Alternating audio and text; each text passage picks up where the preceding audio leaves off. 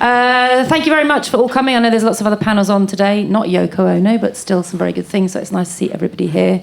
My name's Sybil Bell. I am founder of Independent Venue Week, which is a, unsurprisingly, 7-day long initiative supporting small grassroots venues all around the country. It's funny, isn't it? But you have to say it. How long does it last for? 7 days.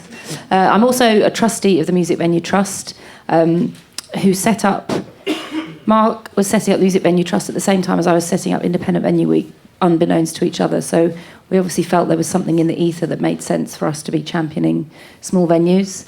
I've also previously been a venue owner and a studio owner and a band manager and a label manager and, I don't know, pretty much every other bit of being in the music industry. So I'm aware of the challenges and joys of putting on under 18 shows and having an audience that's over 35. I'd like to ask the panel to each introduce themselves, and the panel members have also got a presentation for you all. So I'll ask them to introduce themselves, and then we'll come back and I'll start with Phil and we'll go from there. Okay? I've got a slide that introduces me, so I'm going to actually use it. Ta-da! So my name's Phil Nelson. I've been a band manager since before some people in the front row were born, which makes me feel very depressed. The Levellers, the Long Pigs, Aqualung Duke Special. Matt from Aqualung has a midweek number 2 album for an album that he produced and co-wrote, which is very exciting. I was one of the 3 co-founders of the Great Escape Festival. I've been a vice chairman of the Music Managers Forum, and currently I have the most pretentious business card in my pocket of anybody here. I'm Music Industry Ambassador for BIMM, which stands for the British and Irish Modern Music Institute, in Brighton, Bristol and London. Hi, I'm Guto Brychan. I am the Chief Executive of Clwb Bach in Cardiff. It's a venue in the centre of Cardiff that's been going since the early 80s, so coming up to celebrating 34 years now. Previous to that, I ran 3 Welsh language labels for about 5 years, dealing with a lot of young Welsh language artists. I also run the Mainstay Festival in Wales, which is a 2,500 capacity festival aimed primarily at 16 to 20-year-olds. Hi, I'm Martyn Howell. I work at a Fuel Rock Club in Cardiff, across the road from these guys. I've played music for years and years and years, even though I'm only 22. I started at 13. I used to put like my own gigs on with my cousin, and we'd play in like a 2-piece band and stuff. And since then, I've gone on and studied music and done a degree, and I now put on shows or run events and do some other stuff at the club too. I'm Julia Jones. I'm from Wales as well, but I'm not talking about Wales. I'm the managing director of a company called Found in Music, and we, for 13 years, have been connecting brands with music-themed events. But prior to that, I've been in bands, touring, sponsorship, producing, you name it. Like, we've all done a bit of that, right? You wear lots of different hats in this industry. But I've also, last year, finished a 6-year PhD project looking at music taste and age.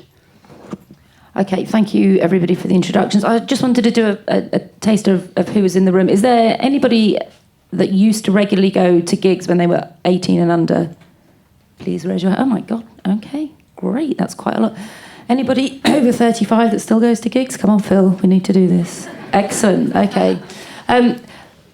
We are going to come on to some questions, and there's going to be some debate in the room around some of the challenges and opportunities of putting gigs on for people not in the core age group. But I'm just going to ask Phil if he would like to start. I need to put my spectacles on.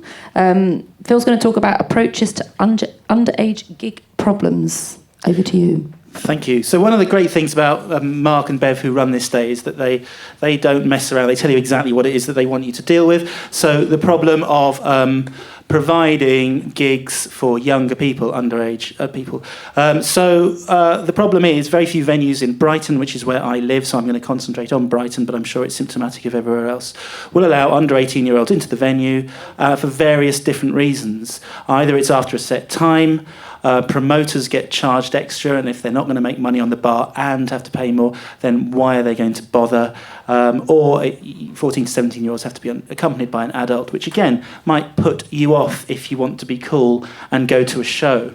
I think one of the things we have to really emphasise here is that we need the next generation of gig goers. What I find often, if you go and see a band that was on Six Music, that often the audience is 10 or more years older than the band, which is slightly depressing. A lot of people say they only go and discover new music at festivals if they're young.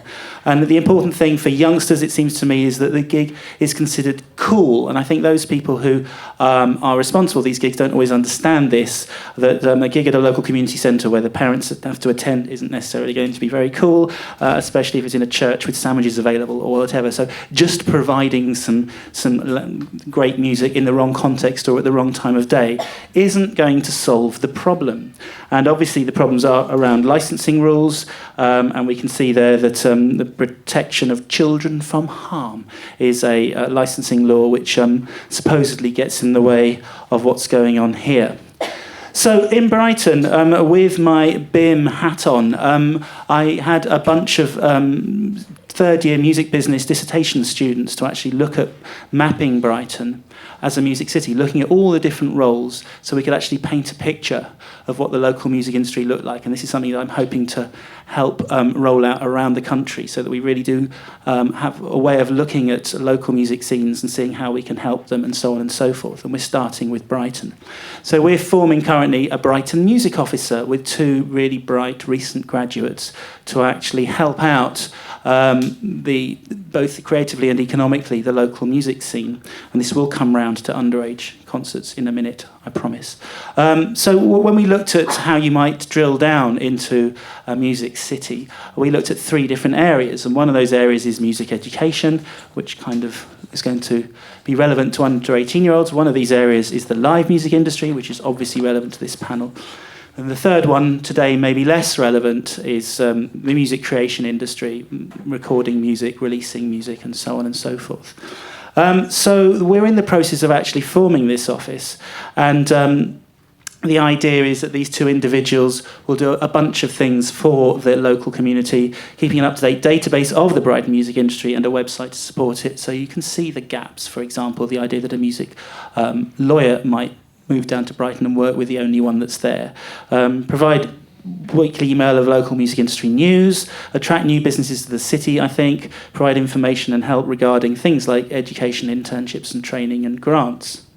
When it comes to live music for under 18s, one of the things that I think that I've identified that I'm hoping to solve as a problem is the fact that often the left hand is either unaware of the right hand or certainly not working with the right hand in terms of answering these problems. There's a fantastic organisation in Brighton called Sound City, and Sound City is Brighton's music hub. And I think every area, every county or city will have a music hub, some of which are more proactive than others. And I've been on the board of Sound City for a little while. And what I've noticed is it does a lot of fantastic work, but it really sees music through what I would call a classical music prism.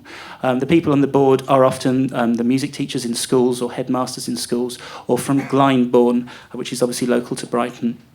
And so, although they put on a lot of events and a lot of concerts, and some of it is in fact rock and roll, some of it is contemporary music, because it's seen through what I call this classical prism, it isn't necessarily the thing that the under-18s actually want. It doesn't have this cool factor. And so they need to talk to other people. Likewise, earlier this year, the Brighton Council realised that venues were closing down, as we've been hearing earlier on, such as the Blind Tiger and the Free Butt in Brighton, and they put together a music day to talk to the live music industry. And in terms of what they were putting together, the morning being called breaks, like the brakes in a car, what are the things that are making life difficult for live music? And the afternoon was called accelerators. What are the things that could be put in place to help live music? That's all great, but unfortunately they didn't know who the live music industry was. They didn't know who to invite in terms of the right young promoters, the right small venues, everyone that the Music Venues Trust would invite here locally. And so the conversation didn't really happen that needed to happen. So once again, this Brighton Music Office, we want to put together a board board that represents all the cutting-edge grassroots music industry in Brighton, live music industry, so that they meet with the council and the licensing authorities a number of times a year and can discuss these issues, one of which will be the provision of events for under 18s. So my thinking is really that if we, with our music office, can actually say to Sound City, let's get some of the promoters of gigs for young people and rock and roll gigs and contemporary music gigs on your board so that they can actually help provide the sorts of things that we're talking about here. Then the left hand will start to work with the right hand. We can actually make sure that each of the different pieces of the jigsaw joined together. We can also talk to the council about some of these barriers to entry and solve some of the problems, I hope. So hopefully this will be underway. I will let people know how we're getting on solving these problems if we succeed in doing so. That's my email address if anyone wants to talk to me with any ideas or any thoughts or wants any information from me. I don't know how many minutes that was, but thank you. 9, and you had 10, so well done. I'm just kidding, I've no idea either. I'm going to come to Julia next because I think that Martyn and Guto are going to do a joint duo. You're going to go 5 minutes each. So Julia, I'm going to ask Julia, she's going to talk about age and musical genres from her PhD studies. Oh, okay, it's like musical chairs. Let's see. How do I get What do you need me to do? full Make a screen full screen. on this PC? I'm a bit lost. Okay. Shall I sing some hold music? I went to the Just, dark side of Mac and now I'm lost. Showing up there.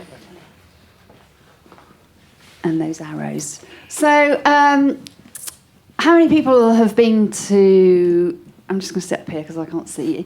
To Graceland? 2, 3. I think that everyone should go to Graceland because over 60 years ago now, the music that came out of the whole Nashville, New Orleans, Memphis triangle changed the world in terms of music, and everything that we're listening to now mutated out of that scene. And when you go into Graceland, it's just not by today's standards a huge house, but when you get to the trophy room, it is fucking mind-blowing how much music was sold. It's absolutely incredible, and that snowball of all the sort of music styles that came out of that scene, and how it was rejected at the time, and teenagers then, the parents, thought this music was an absolute disgrace, and it shouldn't be allowed on radio, and it shouldn't be allowed on TV, and those teenagers were different than any teenager that had come before, and those teenagers are now in their 60s, 70s, and the people who grew up after that in the 70s and 80s are now in their 40s and 50s, and you've got these generations who came out of a whole attitude, rock and roll attitude, that has created a whole different world of when you talk about age. So I did a PhD which took 6 long years, part-time, a lot of grey hair under this hair dye, and it was looking at music taste and how it works and how that plays out in relation to age. So when you look at this chart here, this is based on UK music sales. This is the 40-plus demographic, 40 to 59s, and you can see how the mainstream sort of rock pop music still continues to dominate in terms of sales. And when you break that down across 20 years, then you start to see trends that show how much of an impact the music that you grow up with has through your entire life. So when you look at these sort of lines, it's showing that the 40s and 50s at the top, they're buying a lot more rock and pop compared to previous generations that were buying classical, because they grew up with that music. So they're very different. Stuff that you hear during your youth just is in your DNA. That's why it's used in dementia projects now, because someone that can't speak or talk or move, if you play them a song from their youth, they can sing every single word of it. When I hear a song in the car that I haven't heard for 20 years, I can remember every single word of it. So, when you start to look at different age groups, we have to think of age very differently than we did before. And part of the research, we created a brand called Generation Music Club to go out to do events and to collect research in the field, which just, provided even more evidence of how these trends play out. So we basically have a lifelong attachment with the music from our youth, and as venue owners, that opens up a really big opportunity to tap into different audiences. They're shared, rock pop shared by multiple generations. And you have to look wider than just the mainstream stuff, because a lot of the subgenres that are around that are shared by several generations. I was at a punk event 2 nights ago, an exhibition, and all the original punks were there, and they're now in their 50s. They still go and see a lot of music. It's just a different audience. Here's an event we did, 3 generations, guitarists. So I think that this particular statement is something that it was very relevant to this panel, because when we're looking at when we talk with our brand clients now about how you speak with your customers, it used to be, from a marketing point of view, you segment your audiences, and this is our target segment, and this is how we're going to approach them, and this is what we're going to sell. And those age boundaries are blurred. So you now have the opportunity to tap into other age groups, and this hasn't really happened before. Venues traditionally were youth audiences, and that doesn't necessarily happen in the same way anymore.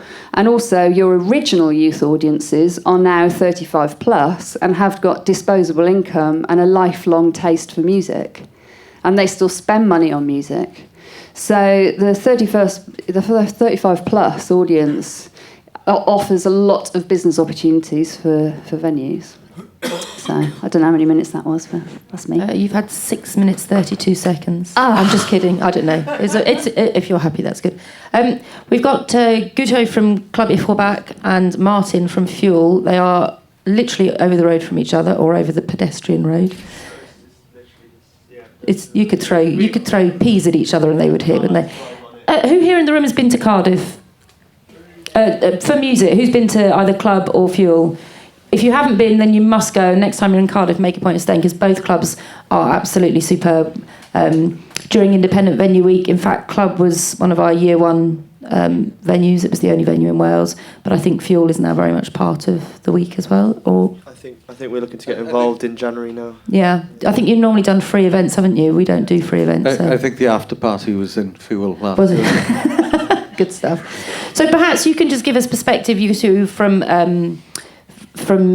owning or running a venue, what it means to have an audience in that's under 18, which has its own challenges in terms of licensing, and also what that means for the audience. I was talking to somebody just before about, if you're in a venue and you're in your early 20s, you don't necessarily want somebody that's 14 plus running around. And then also the impact maybe of having a slightly older audience, just 35 plus. Because that's not old. Slightly older. Obviously there's no licensing issues there, but I think that there's, in terms of spend and what they expect from the evening. So perhaps you could start, Guto.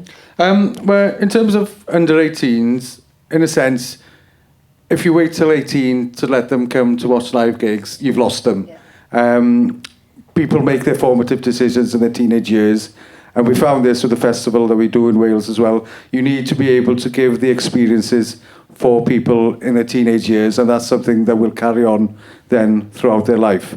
So waiting until they're 18, they'll have gone off to different experiences beyond music possibly, or associate musical experiences with festivals or big gigs in big venues, as opposed to the small, more intimate experience that you get in venues like Clwb or other venues that are attending this event here. We do a lot of 14 plus events in Clwb. We're able to do this with our license. We have special conditions in place to ensure that we look after the people that are under 18 in terms of alcohol. There are wristbands for people who are over 18, so only those are able to serve to get alcohol. But what we find generally, especially, is that the audience who come there for gigs who are under 18, they come specifically for the music.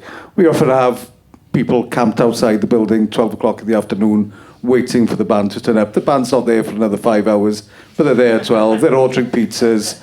They're there in the rain, and we trip over them when we get out the door. But it's great to see, and you know, just a general level of excitement for the event. And this is for a 250 cap venue, but they want to be close to the bands that they love, and getting that audience in there, getting them enthused for watching bands in small venues.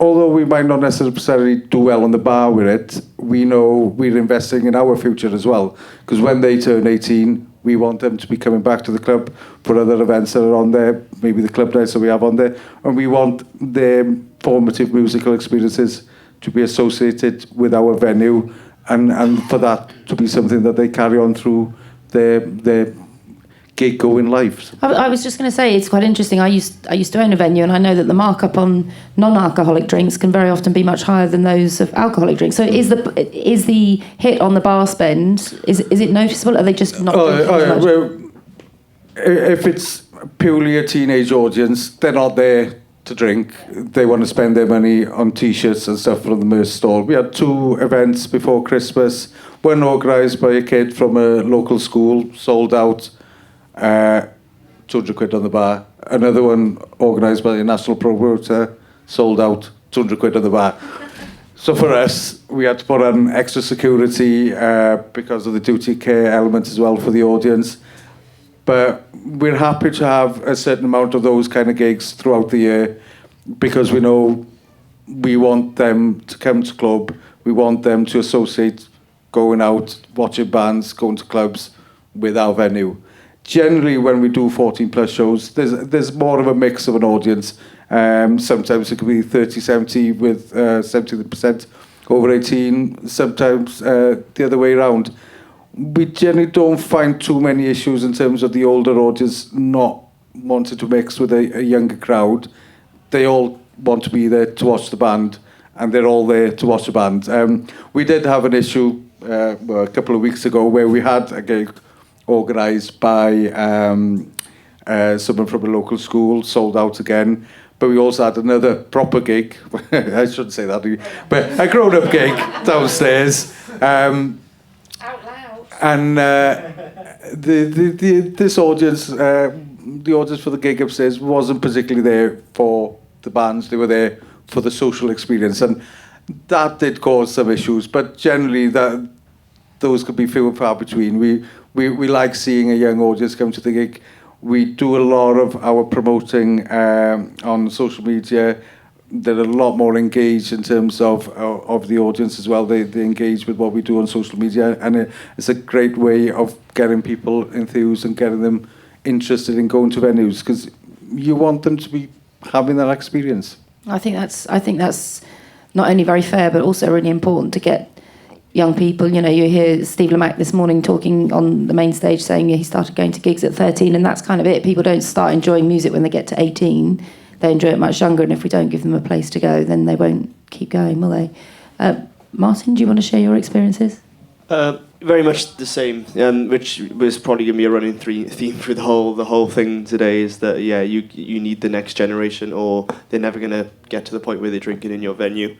I think for us, because as much as we are a live music venue, we've thrown ourselves into a really crazy niche of being a rock and metal venue and club, that we're not just supporting the next generation of, say, drinkers. We're not in a way nurturing them from a young age to end up drinking in our club. We're also nurturing the rock music industry. If there's no rock music industry, we don't have a business. Like, this is as simple as that. So if there's not new kids coming through who love rock music, we need to support the industry of rock music as well as support those people coming up to the level. And does that also apply for both of you? That must apply to people who are in bands that are under 18. Do you face some of the same challenges if they're band members?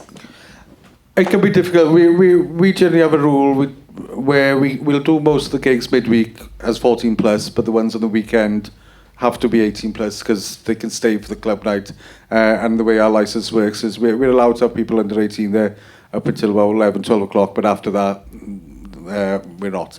So the club nights, events like that on the weekend's not an option, but we have a lot of scope to play around midweek.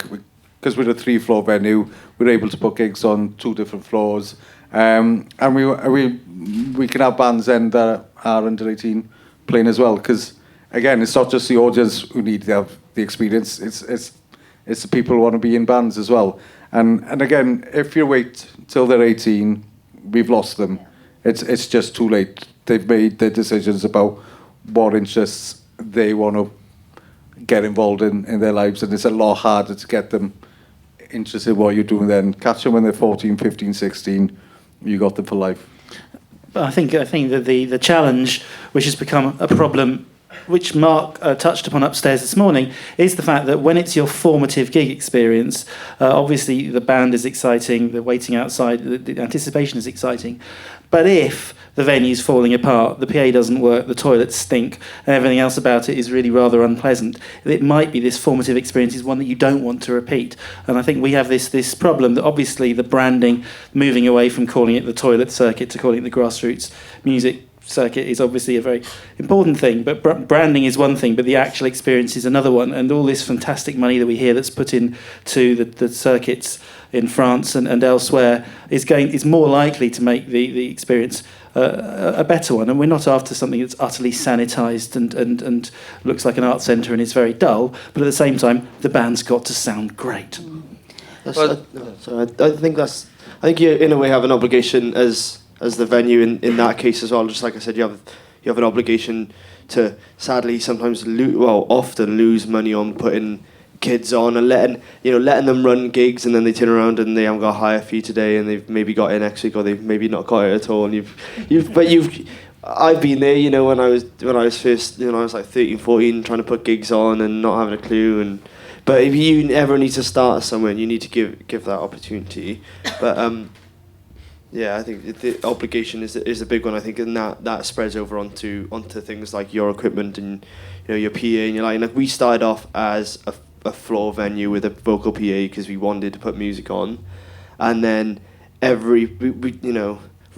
who's in the crowd, he's the owner, and no money comes out of our business. It goes back in, and now we have a full PA, we have a stage, we have lighting, and I think it's hard, but you've got to kind of bite the bullet and realise you're going to have to do that for a few years first to get to that standard, because you owe it to the industry anyway.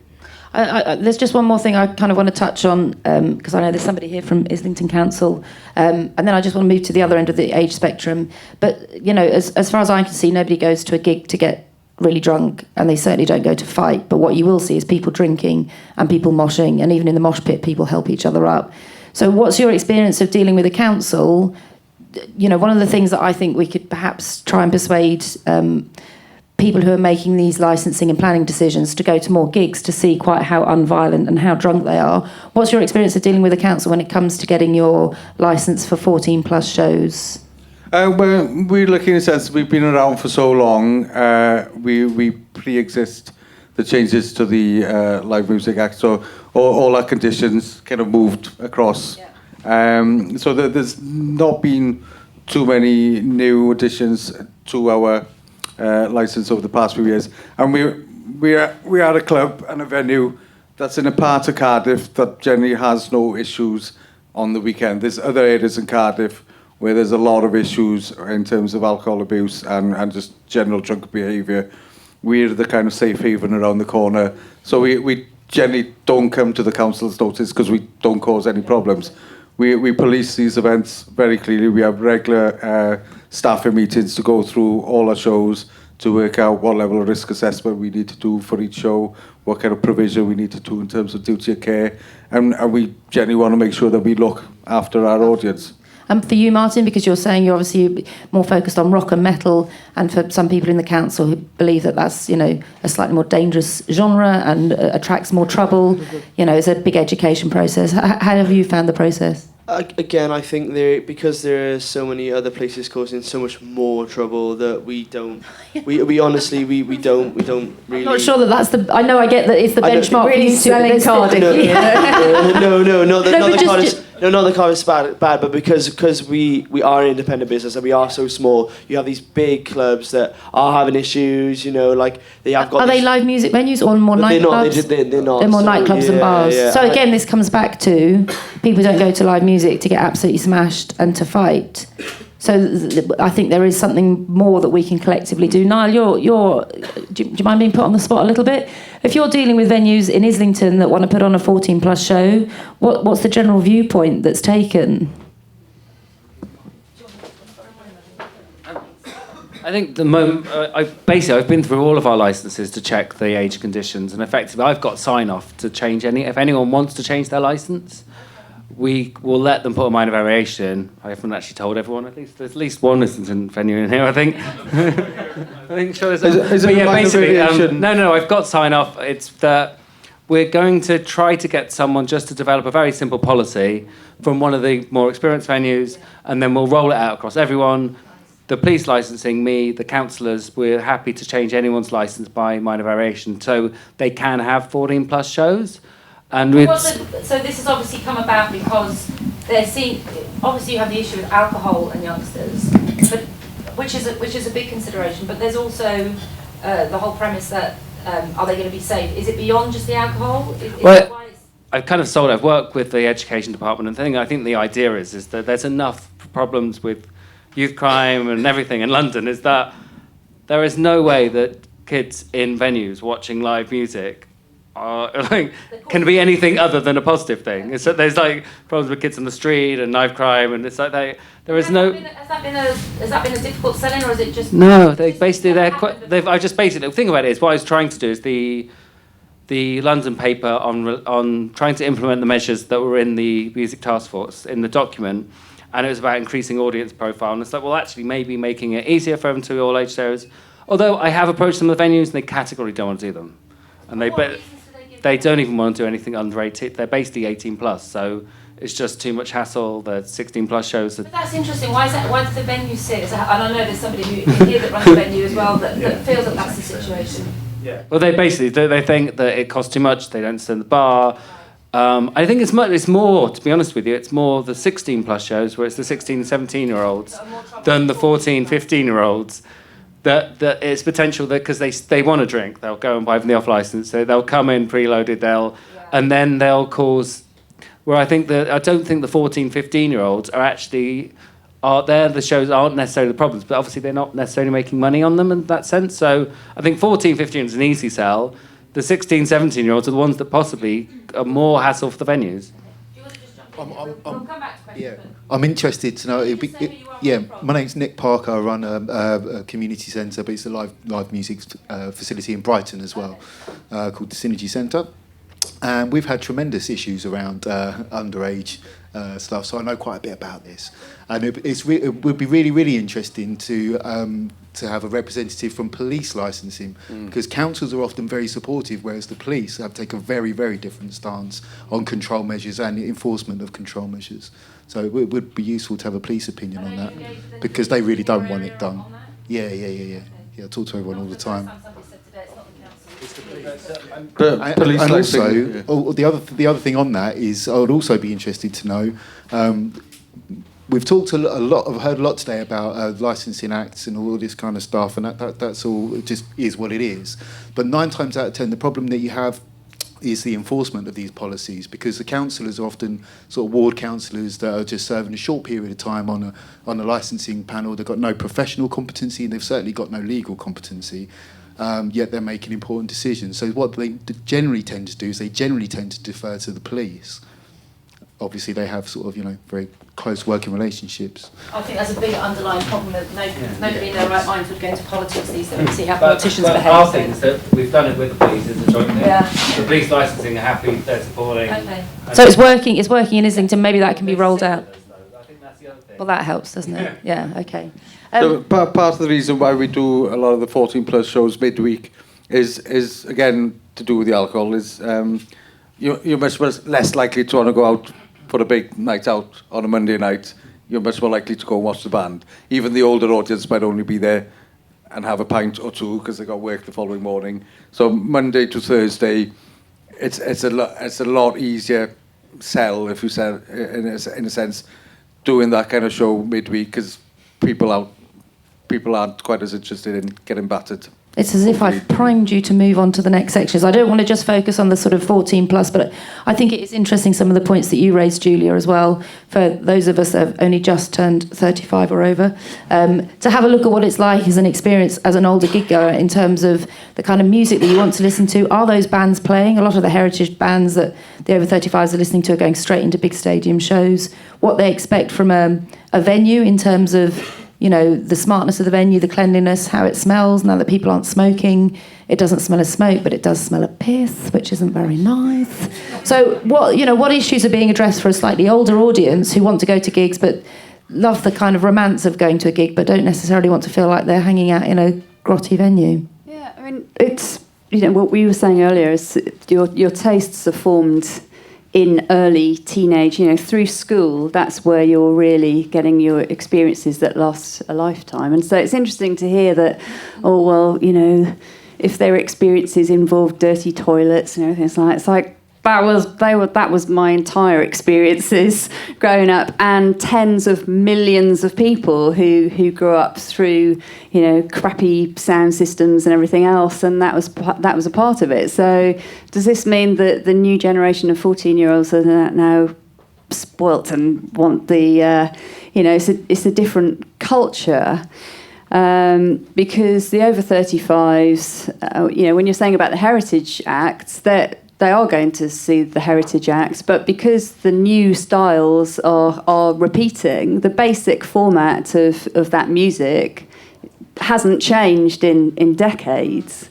So they're really into the new bands, and the average listener age of Radio 1 is 38 or something like that, and Radio 6 music is 48, is it, or 46, the average listener age. So because the music styles are, it's recycling. But so I think there's also that thing is, before we had Radio 1, Radio 2 for people that want to listen to contemporary music, 3 for the classical and 4 for chat. And now we have 1 extra and we have 6. So there is a bigger spread, and actually you've got more verticals with music. So if you want to go and listen to just a particular kind of music, there's a radio station for that. There's promoters that just deal with that. But still the venues that they're all more or less playing in are still the same. Yeah, I mean, there are shared tastes across. I think that the older you get with the audiences, then the more tuned in they are to BBC radio thinking, because there weren't any alternatives when we were, it was, you listened to the top 40 on a Sunday night and you taped it, record, pause, and everyone shared that experience. Everyone watched Top of the Pops or the Old Grey Whistle Test because we only had 2 channels. In Wales back in the day. So they're still very much into that. But also, when you look at Spotify and things like that, there are loads of misconceptions about the 35s above, 35 plus, 45 plus, 55 plus, that they're the laggards and they're not into technology and they're not into new music and everything like that. But they are, got the latest iPhone, Spotify premium accounts, really like talking about that they've discovered the next artists. Trying to embarrass their kids. Yeah, and sharing playlists, because if they're paying for the premium account, then there are 3 generations in a family sometimes that are actually using that same account. But I think that we do have to move away from a bit of a one-size-fits-all model where the door time for the gig is the same and the on-stage time for the headline band is the same. One of the bands that I manage definitely now does have an older audience, and what I've learned is some obvious things, like whether it's seated or standing. I've discovered that my older audience likes to sit down. But also, when you look at, for example, a classical concert, the music starts at 7:30, the doors don't open, the music starts at 7:30, there's an interval and it's generally over by 9:35. That's a classical concert. I discovered that a lot of the older audiences for the sort of music I'm talking about, which is kind of singer-songwriter-y stuff, they don't want to be still out at 11 o'clock. They want to go home at 10 o'clock. Well, when I see an artist now and they're the support slot, it's like, oh, thank fuck for that. They're on the early slot. It's like, oh no, they're headlining. Brilliant, well done, you're headlining, great.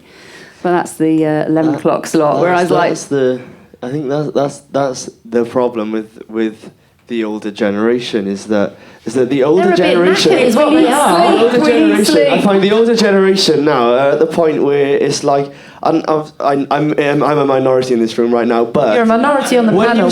When you spend your formative years and you discover music when you're young, and even now I discovered a lot more music when I was in school because there's so many more other people your age that are all discovering. You all talk when you have a smaller friendship group and you get older. And I think that like when a lot of our 35 plus kind of customers, which are most of our customers, if they say now we put a tribute on for something, they will come late because they want to watch that. And they don't really mind. They don't. If we put a local support on, because they don't care so much for discovering new music. And I know. Also, we're in a room of music fans, and I'm sure we all love discovering new music. But it's not the case for everyone, especially for gig goers who aren't necessarily musicians Is that themselves. a tribute band thing though? They're going specifically. Oh no! For... It's just for any of those gigs that maybe kind of bring in that older audience. We had Massive from Australia, and that was the same kind of thing. The supports were on the tour. We had the whole tour came through, and the supports were wicked. But it was the end of the night is when the headliners were coming on that most of those people came down. They've probably come back from work, gone home, fed the kids, put them to bed. So there's also a practical element there, isn't there? And babysitting costs money, so they're probably going to pay for 2 hours rather than 5. So there's probably a few things to think about. I'm conscious that we were supposed to have 20 minutes for questions. I think we've got 19, so that's good. Just kidding. Anybody in the room got a question? And have we got a roving mic, or do I need to run over and leg it like an ungainly? Okay, I'm going to leave you to pass. Can you say who you are and where you're from? Thank you. Yeah, I'm Elaine. I'm from Woking. We're opening a venue there. There's no live music venue at all, so we're opening one up, the community of musicians. And what I also do freelance writing, so I review theatre.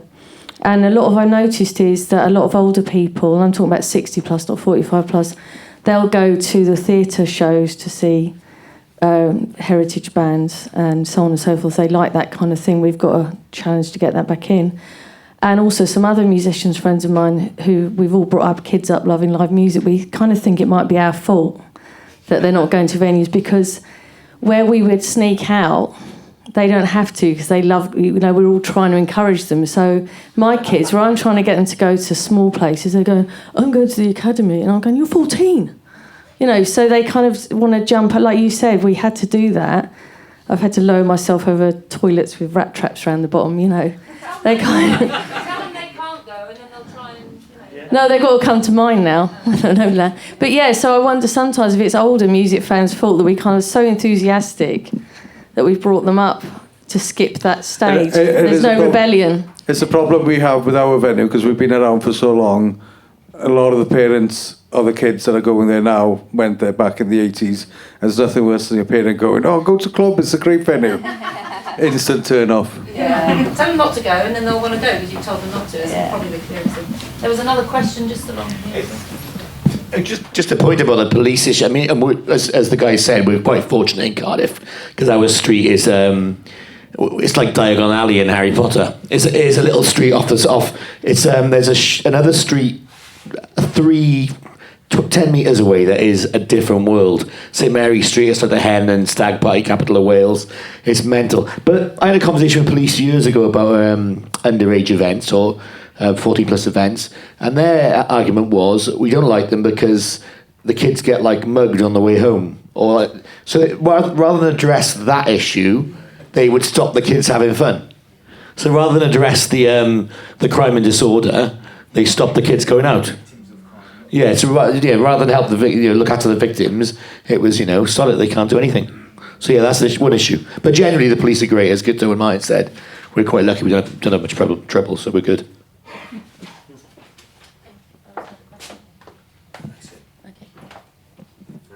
My name is Mark Stark. I'm a very small grassroots bottom rung promoter in Brighton. I've done a lot of the BIMM bands that virtually as their first joining up into bands and put them on down there. One problem from a band point of view is where one member is 2 years younger than the others, and they're doing really well, and then all of a sudden they hit that 18 level, and that band member has to go because they can't get into it. But my main question to you now is, as an industry, the thing I'm picking up today on that 18 thing is theatres, it's not an issue to alcohol in kids. In number of pubs, it's not an issue. In bowling alleys, it's not an issue. So why doesn't the industry just basically stand up and say, tell us why it's an issue for us when it isn't for them? And I think that needs to be a consolidated hitting home by the major players to actually turn around and say to all the councils, prove it. Switch it the other way around. I was just going to jump in there. I don't disagree, and that's what I was saying a little bit earlier. I'll come back to you in a second. I think one of the things, certainly, that we're going to try and push for during Independent Venue Week, which is a countrywide initiative, is to try and engage with some of the local councils and say, you need to go down to a gig. What are you so scared of? Why is what's happening here in these venues up and down the country, week in, week out, such a danger and a threat to you? Because I don't think they go. And I think one of the biggest problems that we have is that young people don't want to go into politics and local councils because of the way they behave. There's nothing enchanting about it, but that's exactly what we need to happen, because they're going to be the people that make decisions around all aspects of our life. And I think one of the reasons that we're in the problem situation that we are is because the people who make the decisions don't engage with live music. And the best that we can hope for is that they've got children that probably go and will say, you know, Dad, the local venue's shut down, or Mum, the local venue's shut down. What I find interesting in relation to that as well is that point is fantastic, because you have these big organisations that own, you know, that run these whether it's like pantomime, whether it's theatre, and all the kids go to it, and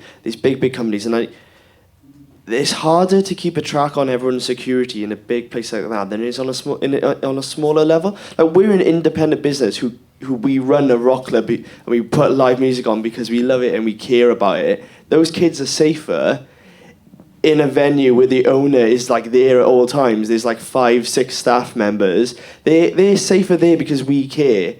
Whereas, like, if they're in this massive place, surely there's more can go wrong. Surely, like, they're under a microscope when you're. Well, and But it's rock and roll, isn't it? And rock and roll is. But the bigger venues, your O2s, your CIA, or it's not CIA anymore, Motorpoint to Cardiff, you can go to those when you're 14. What we don't want to happen is for people to miss out the steps up to that 4,000 company, because that's where the magic happens. That's where you're close to the fans. Exactly. Is it you that had a question? Hi, Alice McKay from the Foreign Music Centre in Darlington. A few years ago, a local clubby venue had a private 16th birthday party, so it was a hire. And it was all in the newspapers and on the local news, because this one person who was having the birthday party had put it out on Facebook, and the town centre was overtaken by hundreds and hundreds of young people, all drunk with carrier bags of booze. And so the owners of the venue did what they think is best. They'd done everything right. They'd got security, etc., ready for this event. They wouldn't allow the young people in that they knew were intoxicated. Now, what happened was the police came down very heavily, and they were going to get the licence taken off them because they were seen to be acting irresponsibly, because they wouldn't allow these drunken young people in the venue. Therefore, these young people are at risk on the street, and it was a no-win situation for the venue owners. It's very, very difficult, because duty of care is becoming such an aspect of what we have to provide now, and the responsibility of the venue. So. Well, it's even your responsibility when you see someone leaving very drunk. Yeah. You should try and make sure that they're sobered up a bit before they leave. Well, we had a gig two weeks after that, and because of this issue, I was a bit nervous because we had a 16-plus gig, so I got in touch with a local police person that I knew and said, look, what is I know in the licence it says a responsibility. What does that actually mean? Because to me, the owners of this venue, it wasn't their fault. And so they explained to us that for us to be seen to be acting responsible, we should give 28 days' notice to the police when we're going to have an event for under 18s. We should, if somebody turns up to the venue intoxicated or have alcohol, we have to put them in a separate room and have someone sit with them till the mum or dad come and get them. And this this list went on and on. We have to have measures in place that won't, when children are in the toilets, there's somebody watching them in case they take alcohol, or in case, if they're in the ladies' loos, a man might follow. And it went on, and by the end of it, I was absolutely terrified, because there was every scenario that you can imagine would happen in a horror film, basically. They painted this picture, and I just thought, keep the young kid, I don't want to have a young person's gig. And that was the problem, because basically, they saw every horrible situation could possibly happen at that event. And if any of them did happen, then that's it, you close down as a venue. So it does frighten you from having them. So I don't think the police said you're not allowed to have them. However, the slightest thing that goes wrong, even if it's outside, like you say, it's you've turned a kid away because they've been bad or whatever. If they trip over right at the end of the street because they've left your venue, it's your responsibility. They wouldn't shut the street down, though, would they? They wouldn't blame the street. No, they wouldn't. Yeah.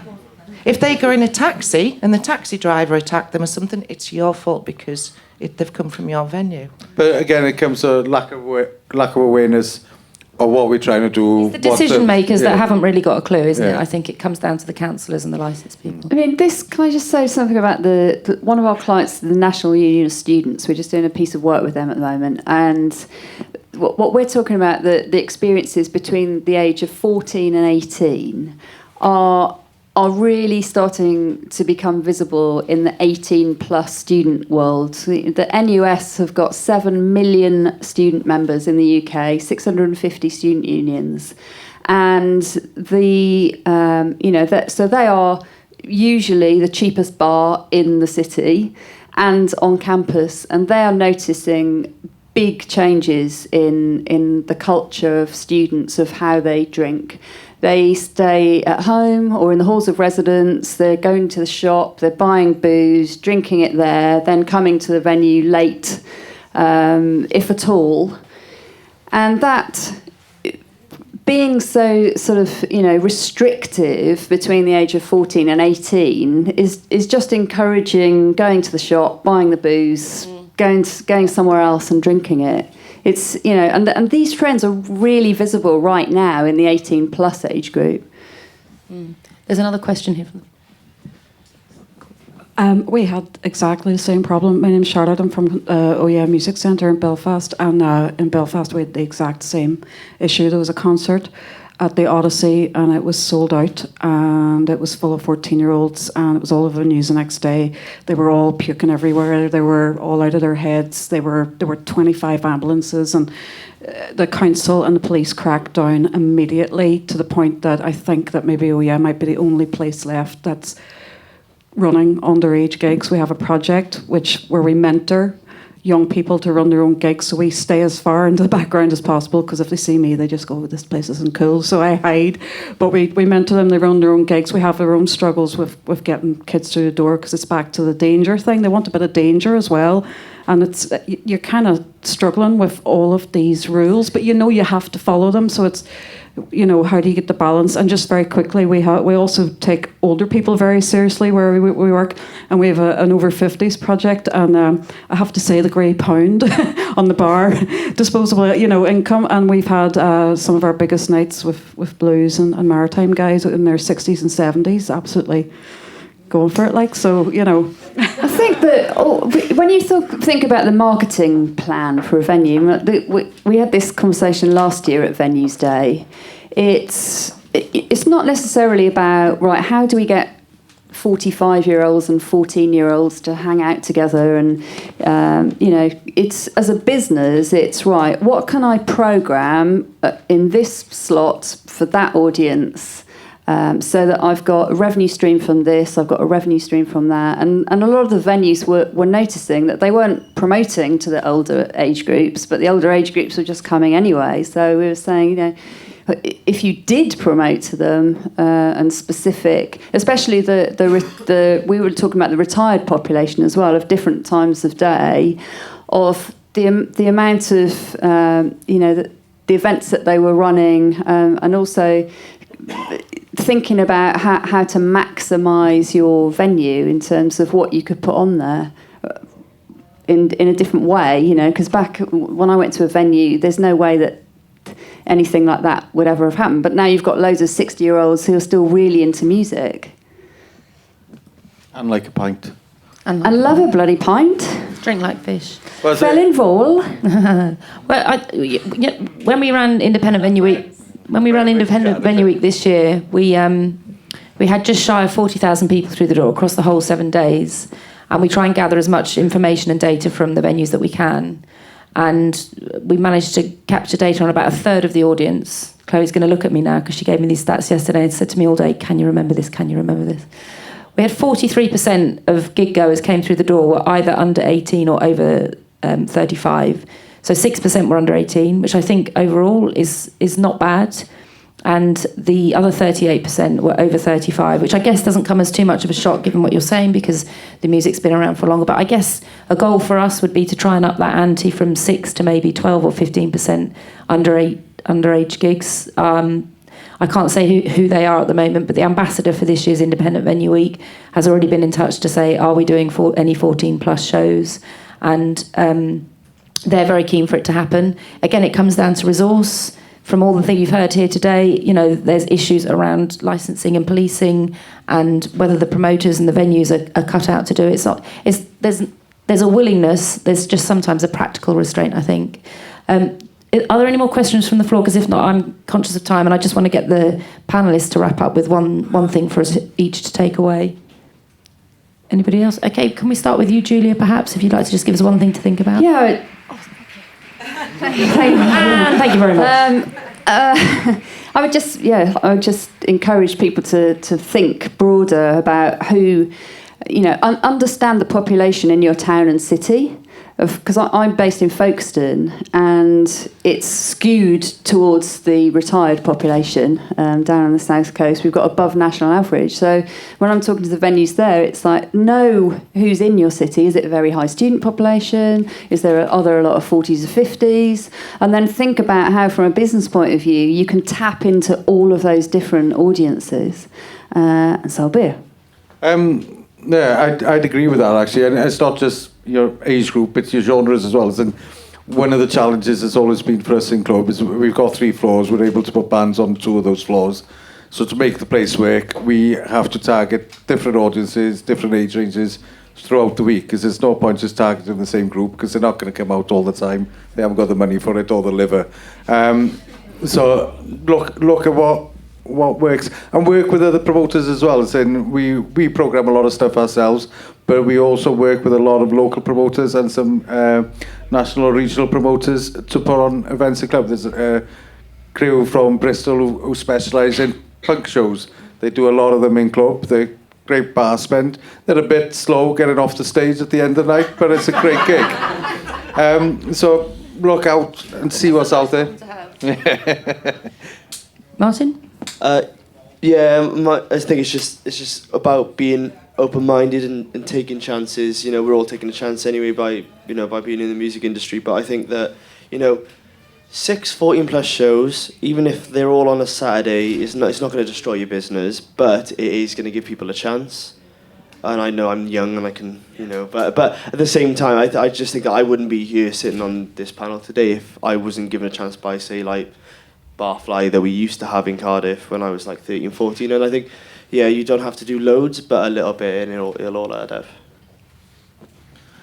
I think it's making sure that we're not being condescending, that we're not assuming that we know what the under-18 audience want, to make sure that they have got a voice, that they actually tell us what it is that they want and what might be lacking.